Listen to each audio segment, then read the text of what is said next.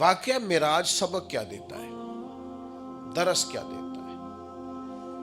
واقعہ معراج امت کو یہ سبق دیتا ہے کہ نبی پاک علیہ الصلوۃ والسلام نے اپنی حیات ظاہری میں جتنا سفر کیا ہے وہ عروج کی طرف کیا ہے، وہ فتح کی طرف کیا ہے۔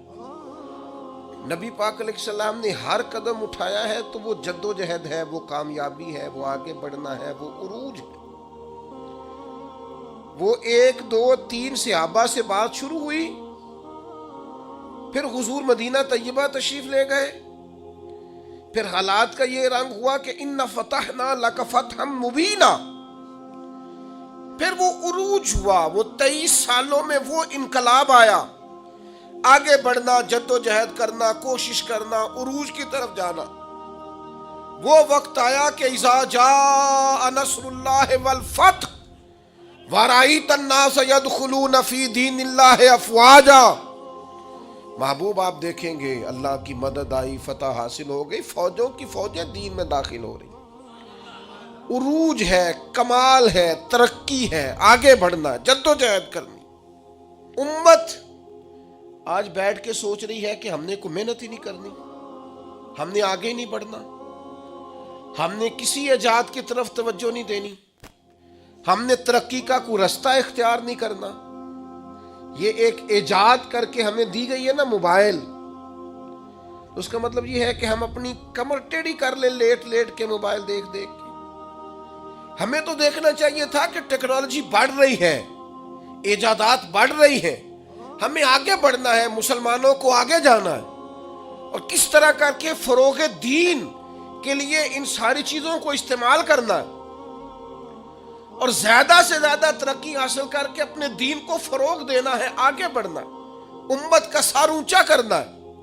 لیکن امت ہے کہ وہ بار بار پیچھے ہٹتی جا رہی ہے، بار بار کمزوری دکھاتی جا رہی ہے، بار بار ہم ہیں کہ ہمارے قدم لڑکھڑاتے ہیں، ہم پیچھے کی طرف آتے ہیں، ہم آگے قدم ہی نہیں اٹھاتے۔ معراج ہمیں بتاتا ہے کہ امت تو نے عروج حاصل کرنا ہے۔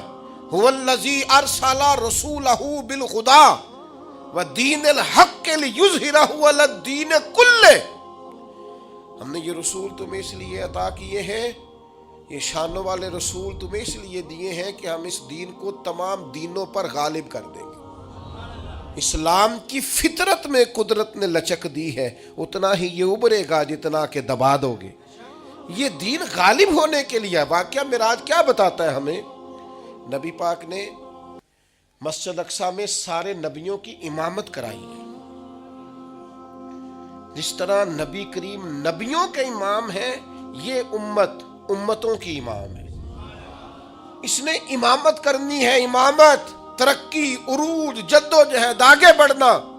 ملت کے جوانوں، واقعہ معراج تمہیں بتاتا ہے کہ تمہیں آگے بڑھنا ہے، تمہیں کوشش کرنی ہے۔ اٹھ کے اب بزم جہاں کا اور ہی انداز ہے، مشرق و مغرب میں تیرے دور کا آغاز، جد و جہد کریں۔ میرا مالک بڑا کریم ہے، جو اس کی جانب ایک قدم اٹھاتا ہے، اللہ کی رحمت آگے بڑھ کے اس کا استقبال کرتی ہے۔ آپ کوشش تو کریں، ہمت تو کریں، جد و جہد تو کریں، آپ آگے تو بڑھیں۔ اقبال کہنے لگے وہ وقت فرصت ہے کہاں، کام ابھی باقی ہے، نور توحید کا اتمام ابھی باقی ہے۔